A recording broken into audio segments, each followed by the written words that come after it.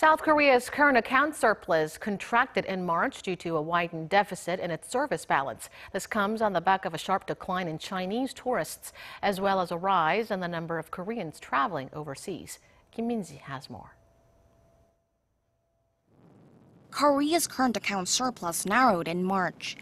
The Bank of Korea says the country logged a surplus of over $5.9 billion, extending the surplus streak for 61 straight months.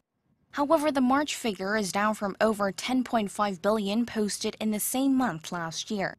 The central bank attributed the contraction to an expansion in Korea's services balance deficit.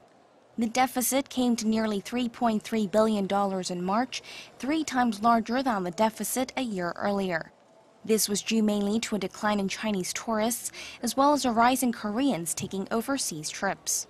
The number of Chinese tourists tumbled over 40% on-year in March, after Beijing banned the sale of tour packages to Korea, in an apparent retaliation against Seoul's deployment of a U.S. missile defense system. The number of Koreans who traveled to foreign countries jumped nearly 24% on-year to over 1.9 million. Korea's goods account surplus came to $9.8 billion, down from $12.8 billion last year, as imports rose at a faster pace than exports.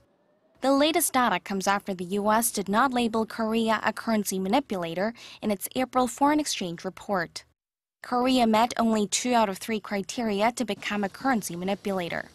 Seoul posted $28 billion in goods surplus with the U.S. last year, with its current account surplus accounting for 7% of the country's GDP. The Korean government has vowed efforts to keep reducing its surplus with the U.S., so as not to be designated in the next report in October. Kim Min-ji, Arirang News.